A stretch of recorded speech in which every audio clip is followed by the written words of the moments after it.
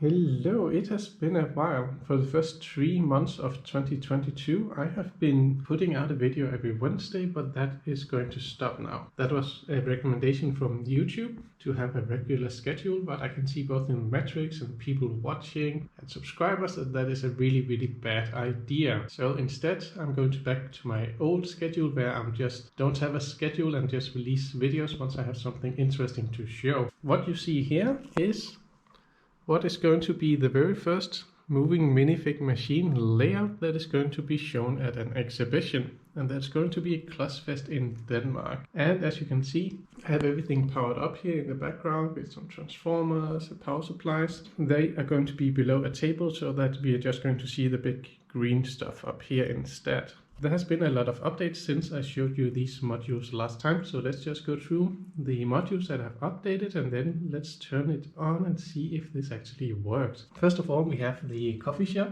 It has received a new roof, so it doesn't have this icing looking thing in white on top, and instead I've been knotting in some Lego plates here in order to make it look like it has a swivel like in the video game theme park. So one of the things I wanted to do with this layout is to make it much more quiet than what you have seen before. So typically it has been extremely loud because of the M motors running at full speed into worm gears powering the standard modules and even modules like the shops over there. Now instead I'm doing direct power directly from XL motors and NXTs, and I've made such power modules like this that have been added to the layout, so they're just running instead and they are much quieter. Actually, if I turn on the power supply right here, we should hear one of those motors going on. That's an XL motor.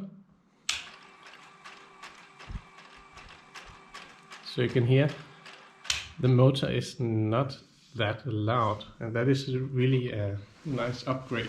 So when we're looking here at the back side, we have this little plot over here that is having an XL motor being driven by a train power supply, and that is hidden right underneath here. So here you can see I have the train power supply that is powering that part, and I'm hiding it with this castle wall over here, which is a feature from the video game theme park, and I'm just using it as an excuse to hide that power supply. The audience are expected to see this layout from this side over here, so that is where most things are going to happen. The big update here I have since last time is that I have updated the big wheel. The flower is much bigger.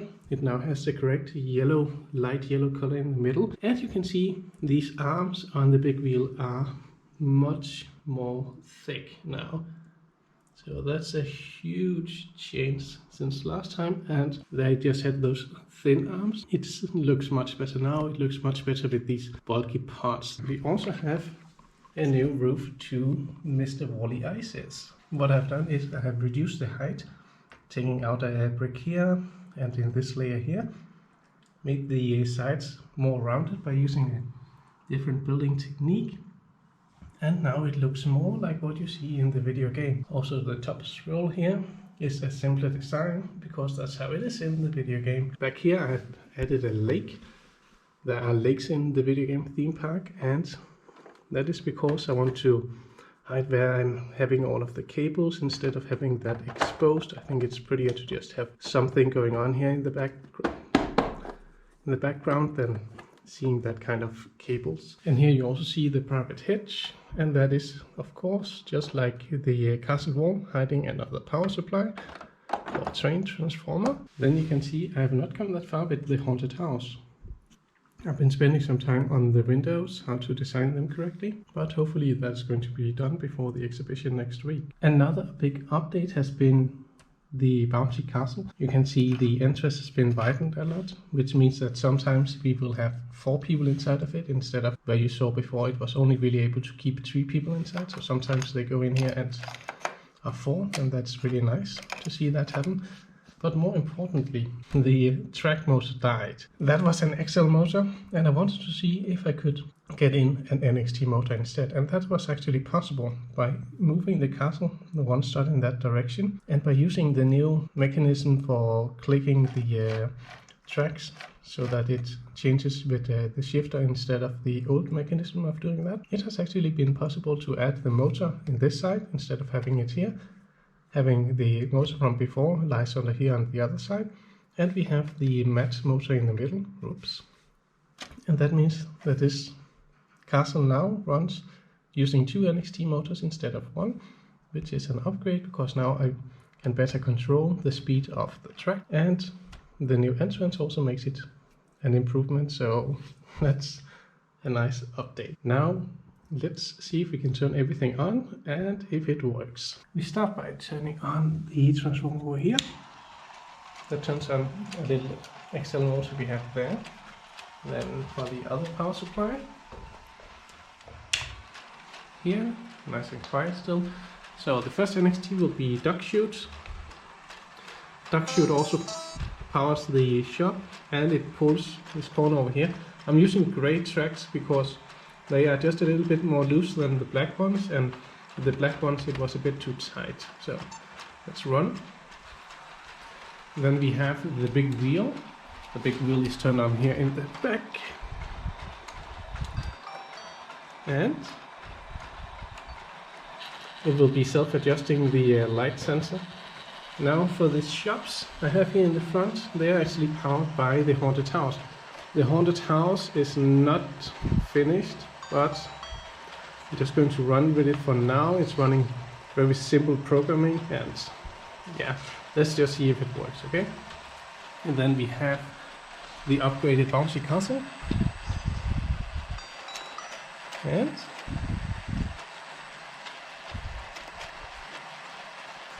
come on. It shouldn't start with people inside, but let's just see if it survives anyway. And finally, from this side we have Coconut Shine.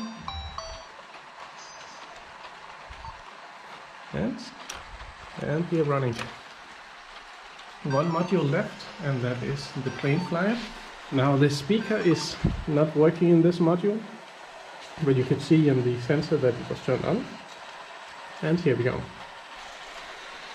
Now everything should be running.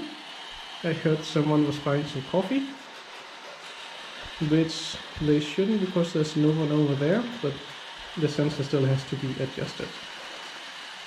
At the castle you can see people are getting out. There's a bit of congestion over there. You can see the observation tower is actually being powered by the corner track module, which is powered by the initial NXT motor. So there's a lot of stuff going on over there. The castle also needs to be calibrated.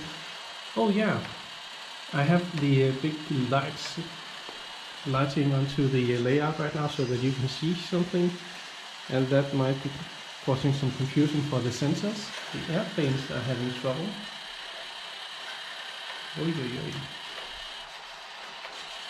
Interesting. I think we have the first casualty. Mr. Croissant has fallen with the plane flyers. So yeah, that's a not an ideal start, but let's see. Can we get the naked lady out of there before she gets into trouble as well? Nope, she's also a casualty. So let's get her out of there.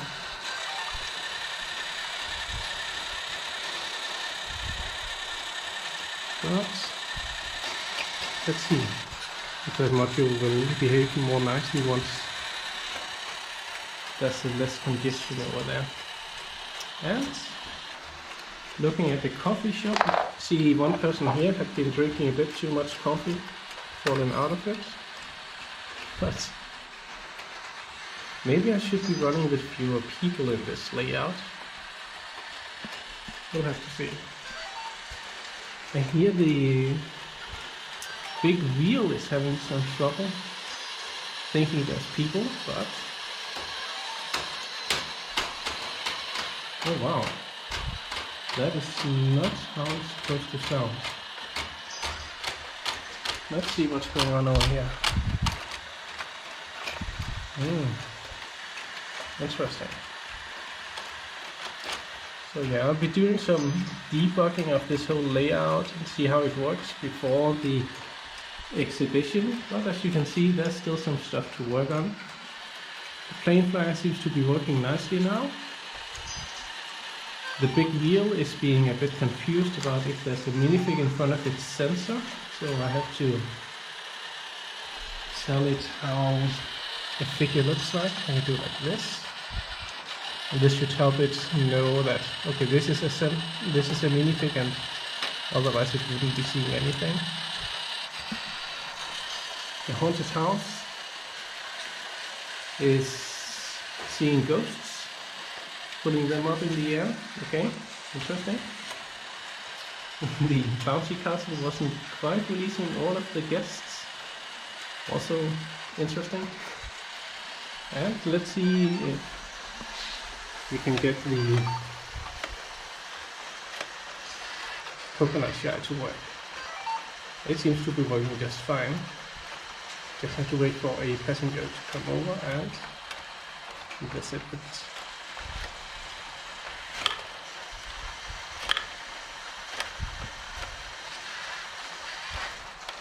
And there we go. And it seems like the big wheel is open for business. So just let's see. Did we get the first passenger inside?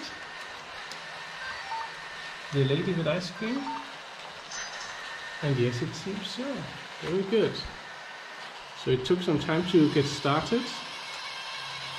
Now the plane flyer is extremely confused, flying around without passengers. That's what happens when you're looking away for a little bit. But yeah, we can hear that somebody's buying coffee, but there's no one inside, so they might just try to do some text fraud, I don't know.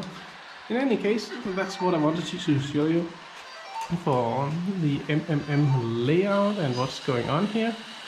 And as you can see, I still have a lot of programming to do and some debugging, finding out what is going on. Like right now we see the Bouncy Castle and the haunted house is flying without passengers. And it seems like the big wheel is trying to get rid of people in front of the sensor who are not there. So that is all interesting and fun. The observation tower is shaking like crazy. And yeah, that's all good and fun. So I'm going to turn this off now. So take care, have fun, and hopefully I'll see you next time with something interesting that I have built. So take care now.